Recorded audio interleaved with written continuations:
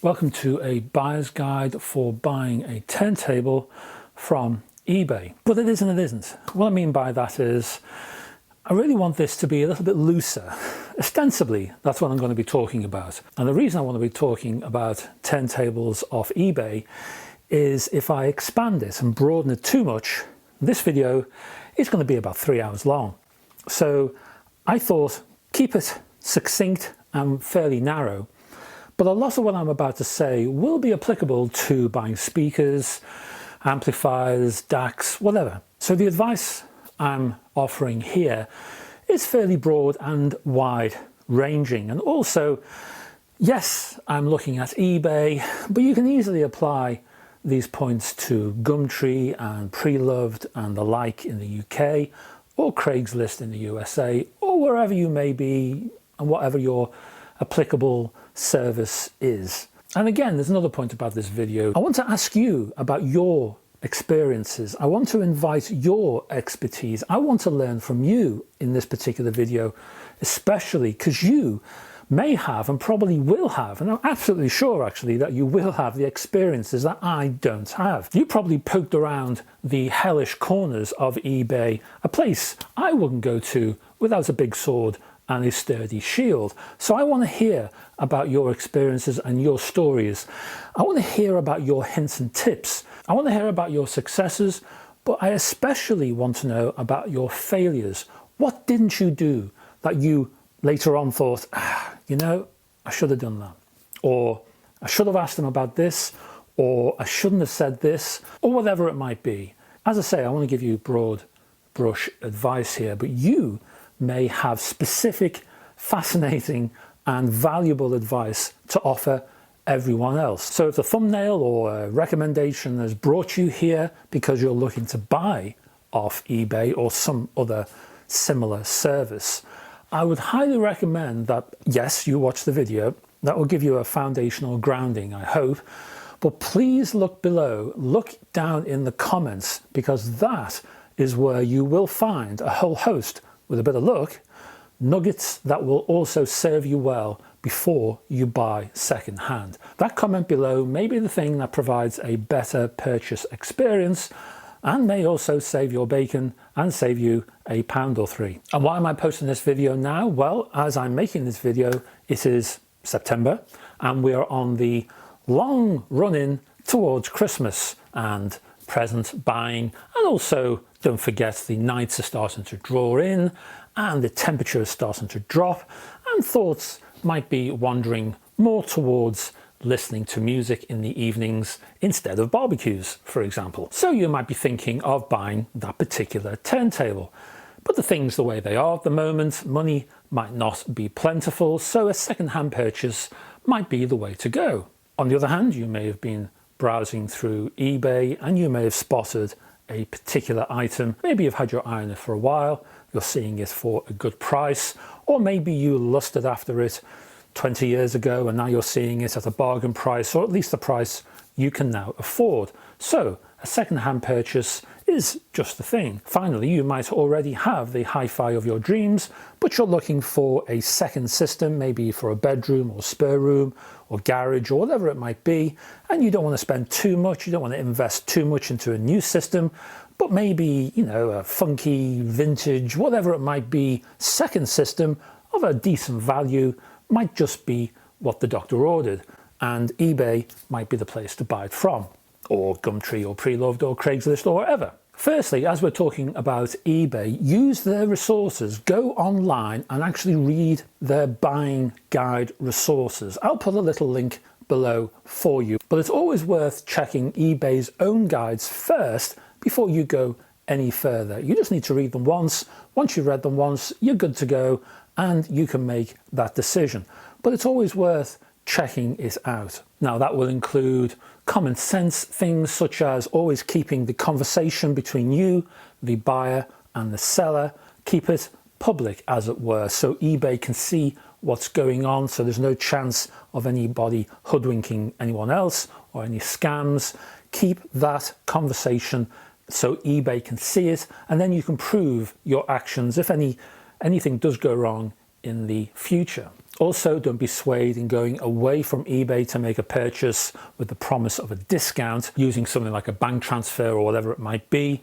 Always use PayPal. That gives you a level of protection, and always do it on eBay. But a lot of these broad hints and tips are in the guides. There is one thing though that I would like to mention, because there is a pro and con mixed all together, and it sort of depends. And that's when the seller states in their listing you must pick it up from their own location, from their house. You have to travel to their house and you have to pick it up from their house. That situation may arise more when buying a turntable than, for example, buying a mobile phone or something else which is small, compact and can be stuck in a box. Primarily because turntables are inherently more fragile than most pieces of hi-fi, like a compact pair of speakers, for example. There are so many more breakables on a turntable, so it might be wise to look out for those listings. Now, the reason I would look out for those listings is because you can get probably an even better deal from those types of sellers, because they have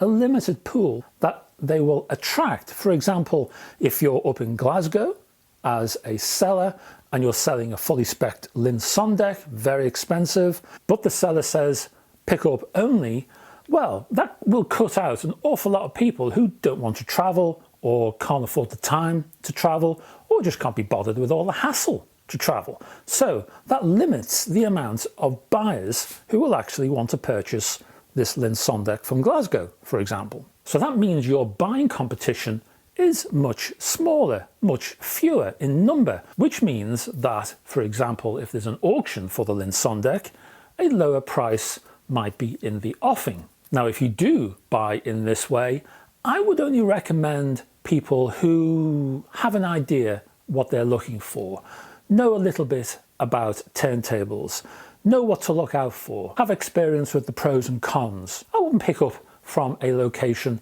unless you know what you're doing, to be honest with you. If you're a raw beginner, if you're a little bit nervous or lacking in confidence in terms of turntables and what to look out for, then I would leave the pick up from location option alone. If you do have confidence, you do know what you're looking for, you are able to have a quick look around the turntable, which should be set up for you at the location for you to look around before you take possession.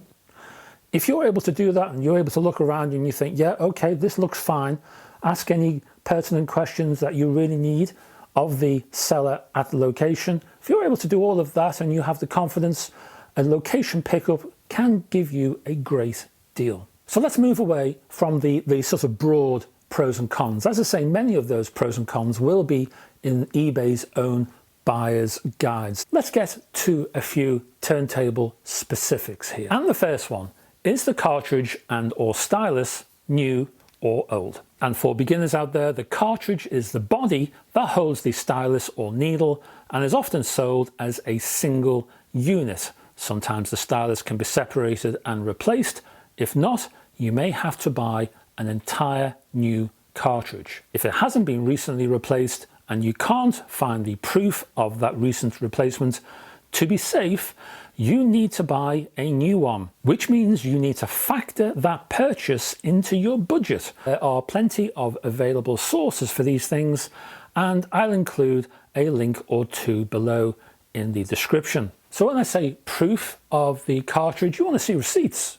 You want to see a box, you want to see receipts, you want to see proof that this cartridge stylus has just been purchased. So you want to see receipts, you want to see something to prove that. Now a seller might say, hey, brand new cartridge, just to tempt you in as a seller. You know, if it is brand new, then it saves you time and effort, doesn't it?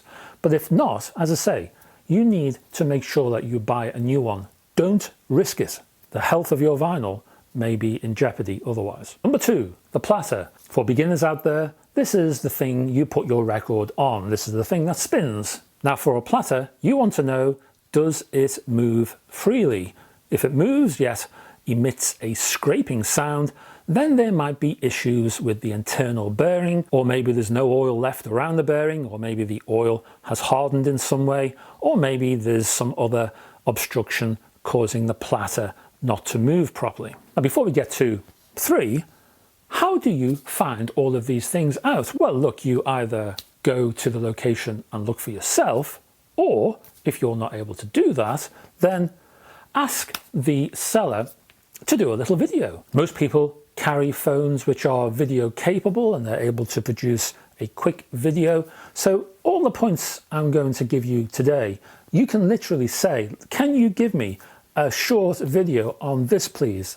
Or I want to see this happening. Can you do a little video to show me that actually works please? Make sure you can hear what's going on. Don't accept the Buster Keaton and Charlie Chaplin silent movie approach. You want to hear what's going on because the sound will give you as much information as what you're seeing. So for example, with that platter, fine, you might be able to see it going round, but in the video, if you can hear that scraping noise for whatever reason, then that's going to tell you there are issues here. So you want to ask the seller for a series. It doesn't have to be very long. It could just be 15 seconds per video, but you want to ask them for a series of little videos. You can't be there, so they have to bring the turntable to you, at least in a virtual sense. Now, 3, the tone arm. The arm is the piece of metal or plastic that holds the cartridge and stylus. Again, does this move freely? Again, if not, there could be problems afoot. And again, you want to see this arm moving around in a video. You want to see this tone arm in operation. And again, you want to see if it moves smoothly. If you want to see if there are any issues, look out for any little dents, look out for any little bits of damage. Also do a little bit of research for yourself before you contact the buyer. Does that turntable normally come with a restricting safety catch when the tone arm is back resting on the yoke where it will normally rest when not in play?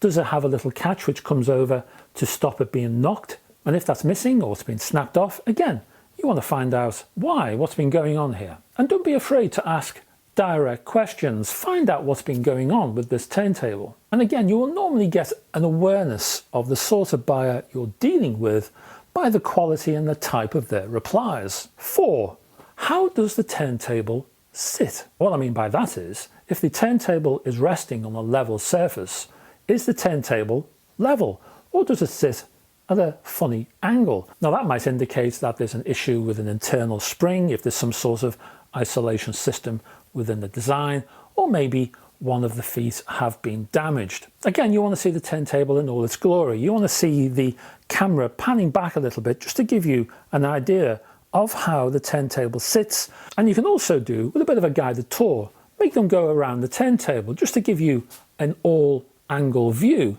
of what this turntable looks like when it's resting on a level surface. Now, one thing I would definitely ask of any seller is get the seller to play music on the turntable. Have it hooked up to a hi-fi system and then make sure they wiggle things about. And when I say wiggle things about, I mean actually move the power cable a little bit, move the interconnects a little bit. Do you hear any crackling? Do you hear any cutouts? Are there any issues there when that's happening? There shouldn't be. There should be no problems at all. I'm not saying violently shake the whole thing, of course, but just a little wiggle here and a little wobble there. Are there any crackling noises? Again, that might mean there are wiring issues inside, or the contacts are dirty, or some other issue is afoot. You also want to hear about the turntable playing music because you want to hear about speed consistency. Does this turntable have any wow and flutter? Does it slow down and speed up at strange times? Now, if there are speed issues on a direct drive turntable, it might mean there's an issue with the motor itself.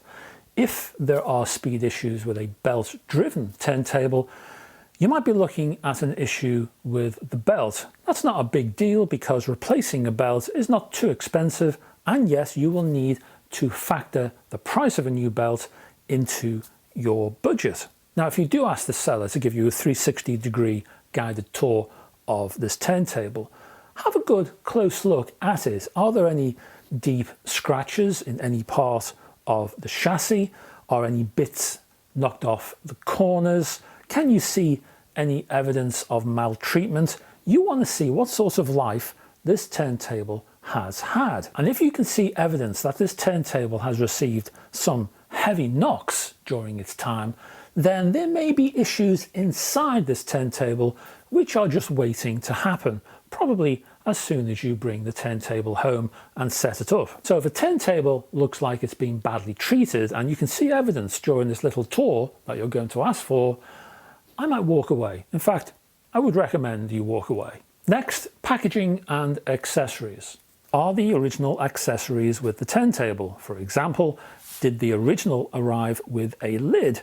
If any of the original accessories are missing, then this can be a useful bargaining point for a turntable priced relatively high. As for packaging, does the seller retain the original packaging? This is important because the original packaging will provide the bits and pieces of your turntable with proper support and protection during posting. If you insist that the seller send the turntable via a courier and the turntable does not have the original packaging, then the seller might have to make it up as he goes along. You are then at the mercy of his packaging skills, and it might be wise just to make sure how they're going to do that and in what way. And if this turntable does not have original packaging, that might be another reason why you might want to go down to the location itself and pick it up. But what you want to do is have a good look at the images they've placed on their posting, make sure they're clear, make sure they're high res so you can zoom in and have a good poke around the image and look at all the minor details. Make sure you get those little videos I mentioned earlier on. If the seller gives you a grumpy attitude to supplying you with those images, walk away. Don't argue, no more exchange. Get out of there, find somebody else. If they've got a problem providing you with all the necessary information you need, and it's going to take them, what, 15-20 minutes to do this for you, max, then if they can't go that far, then you don't want to deal with this person. You want to get out of there and you want to go on to the next guy. Again, there's no such thing as irritating questions when it comes down to these sorts of purchases. So if you have 50 questions you want to fire at this person, fire your 50 questions at the seller. You make sure you're happy before you make a move. You make sure you're happy before you click on that PayPal button. Oh, and one final thing. Yes, I did recommend that you check out eBay's own guides for buying equipment on their service. Then just make sure you know exactly how much postage you will be paying for this shipment.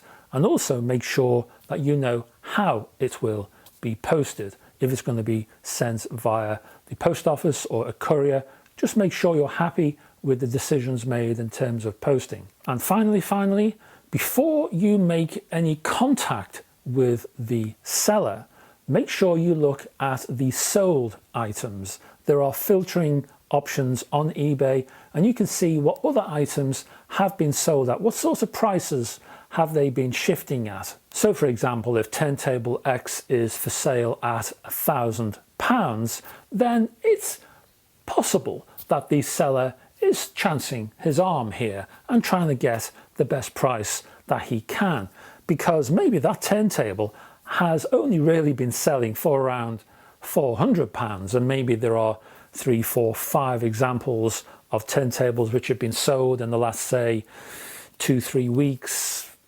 2-3 months for £400 or so. So he really shouldn't be asking £1,000. Now, if you walk in a little bit innocent about prices and you say, oh, £1,000, that sounds quite good, you might go ahead and buy it, and the seller will be very happy indeed. So just protect yourself, make sure you're paying the going rate. Just check out the sold items. Now, the sold item has to be of a similar type of quality, a similar condition, with certain accessories included or not. So for example, the person who's selling the turntable for £1,000, well, that might be as new, complete, still in the cellophane, untouched by human hands, and the items which have been sold might be slightly ragged, shall we say. So yeah, the higher price might very well be warranted. So just apply a little bit of common sense in terms of comparing like with like here, but it is worth checking just in case. Now, before I go, I'm bound to have missed 1 or 10 things which you really need to know.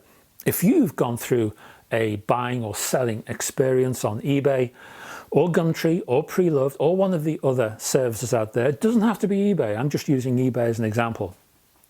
It might not even have to be in this country. It could be the US, Germany, France, wherever. It's just the transaction, the second-hand transaction. Tell me about your experiences, the pros and the cons. Have you got any advice you can pass on to others so that they can learn from you, that they can learn from your successes and failures, any mistakes you may have made, something you would have done differently the next time around? Please tell me your story so we can all learn from you and what you experienced in the past, and comment below. And as I say, if you're seeing this video for the first time, just check the comments in case there's some other valuable experience, other valuable comments down there. I want to thank you for staying to the end of this video, and I hope it's of some use to you in the future. Please join me on Friday for a new video. I hope to have a review online of some sort, not quite sure what right now, but I'm sure it'll be interesting. Check out Friday anyway, it'll be there. Until that time, bye bye for now.